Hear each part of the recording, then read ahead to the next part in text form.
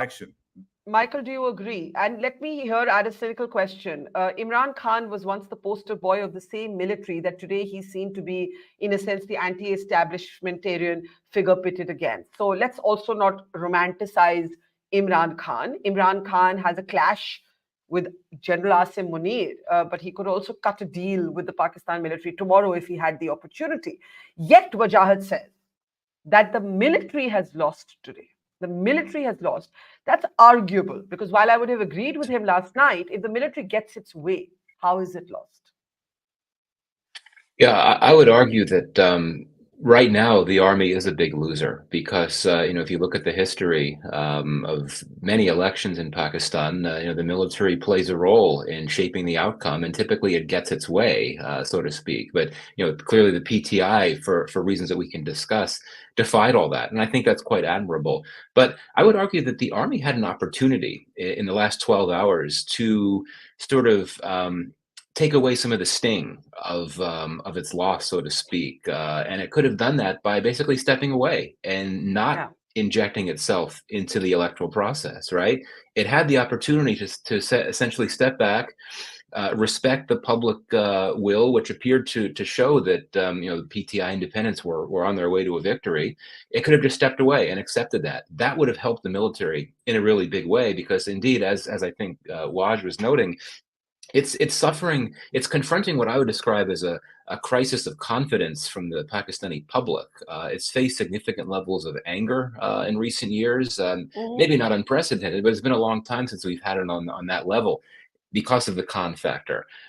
So if it had decided not to follow the patterns of the past and just step back and let the process play out, I think that things would be a lot different for the army in terms of how it's being perceived. We'll see. I mean, of course, the final official results are not here yet, but assuming that things play out in the way that many of us fear they do, and that we're going to see the PMLN in a position to form a government, then I think that that could really lead to even more anger directed against the army. And final point, looking at this from the perspective of the PTI base, right? We know what they've suffered over the last year or so.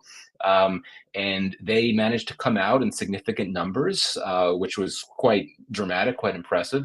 They saw those results, those early results. They thought they were going to have this. And then for that to be taken away from them so dramatically, that is going to heighten anger in a really big way. But yes, this is a bigger story, and I think that we have to also look at this in a broader context. The May 9th events cannot be forgotten. We had protesters attacking Pakistani military facilities on levels that are unheard of in Pakistan, except And when for and terrorists do it. And for This exactly is that reason, we're talking about terrorists. yeah. Hafiz Said's son was among those in the fray who lost against the PTI today. Just terrorists reminded me of that. But Michael, for exactly that reason, the Pakistan military may be very unforgiving, may do anything to calibrate what's happening. General Shukla, from an Indian perspective, from a global perspective, Nawaz Sharif has been seen by India to be the man with more engagement in a peace process. Though effectively, I think we all know that it's the Pakistan military that calls the shots. Everything else is cosmetic.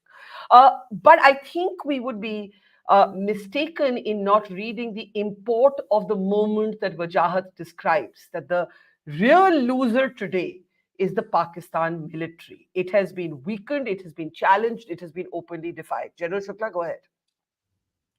I think they all three are losing: the Pakistan Army, Nawaz, and even Imran Khan.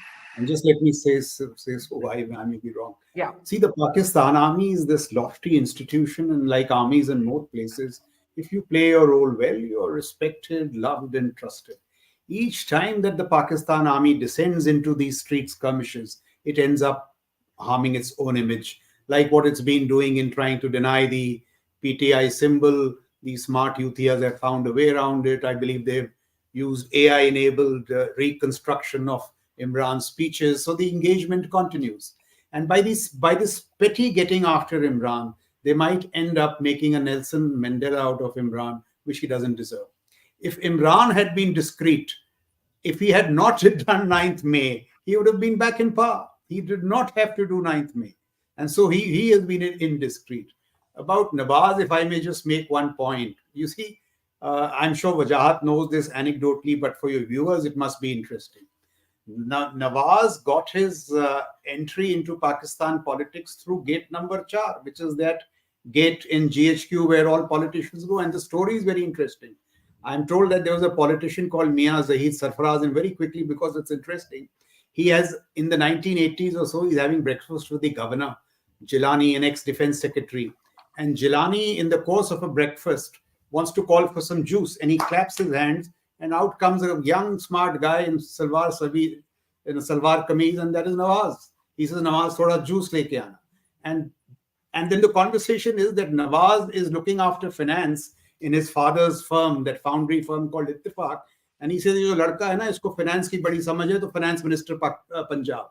And later, when there is a choice to make, I'm told the chief minister, he has a astute politician as a competitor. And the same guy says, Nawaz jo hai, iski mom ki naak hai. You can move the nose this way, that way. Now, that is Nawaz's entry into politics. Once you come, you have a scuffle with the army. And now, when is your chance to show statesmanship? You are back into the selector's lap. So total lack of sagacity on part of Nawaz. Imran has been indiscreet. The Pakistan army chooses to descend into these street skirmishes. That is the tragedy of Pakistan. So would it be fair, before I give Wajahat the last word, that the people of Pakistan have been betrayed by Imran Khan, in your opinion, by Imran Khan, by the army, General Munir, and by Nawaz Sharif? Of course, the people of Pakistan, those see Imran Khan clearly as the underdog right now, as the anti-establishment guy, and they like that. General Shukla. I'd just like to make one point here before Wajahat comes in. And see, here the Indian, I'm not talking down to Wajahat, but here the Indian military was very wise. When Field Marshal Manekshaw was asked, he said, listen, we are deeply politically conscious, but consciously not politically committed. Now, that is a very lofty thing to do. You understand all the politics, but you take a conscious decision not to step into politics. So 70 years down the line, I'm perhaps a happier general than General Asim Munir. I'm on your show. That is well put, and I don't think General Munir is a very happy man today, certainly. Wajahat, if you take a look just briefly, a closing comment at the numbers on the screen, 60 plus 45, Nawaz plus Bilawal are now officially more than Imran Khan. Is it fair to say that Imran Khan has won the election but will not form the government? And do you expect people to pour into the streets? Well, first of all, the coalition building exercise will be interesting, because what we're really not talking about, we must talk about, is the emergence of the man with the lowest numbers on the screen. The PPP is the dark horse in this race. They have punched above their weight. They are expected to have the lion's share of whatever coalition they will come in. That young man on the right has already served as the youngest foreign minister in the country's history. He was gunning for PM. He may just get it. He may just get it. Really? Yeah. That's how the Zardari Bhuttos do business. They're always open for business. So first of all, let's not let the numbers drive us. These guys are in the driver's seat right now. If anybody's emerged as a winner today, it is the PPP.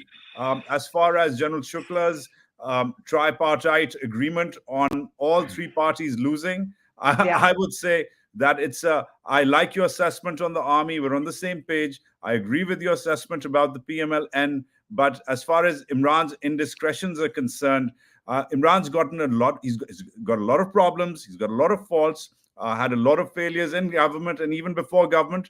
But I would say out of power, he's proved probably the most needed voice in the Pakistani system. As far as his indiscretions for May 9th are concerned, I think that was quite spontaneous. I don't think there's any jury which has so far weighed in on how he drove the condemnable events of May 9th. There were arsonists in the mix who teamed up but with PTI protesters, but there was thousands of ordinary civilians who were picked up and incarcerated for nothing else except their right to protest on May 9th. And I think that's a very, very different sort of indiscretion. If speaking your mind and speaking truth to power is a very different sort of indiscretion in today's Pakistan. However, yes, the man has has a mixed track Okay, record. I'm going to close, but General Shukla, briefly, if you wanted to come in. General Shukla? Just a short response to what Wajahat said. See, a man who has the power from the confines of the jails to mobilize his voters, did he not have the power to rein them in on the 9th of May?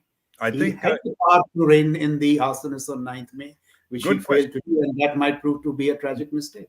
good question, and they're trying him for that. So we might find out. But the best part is, General, we never really know because they don't really let lawyers or media into those trials, which is half of the problem in Pakistan these days. But I'm with you on how it could have been toned down. I'm with you on that. Okay.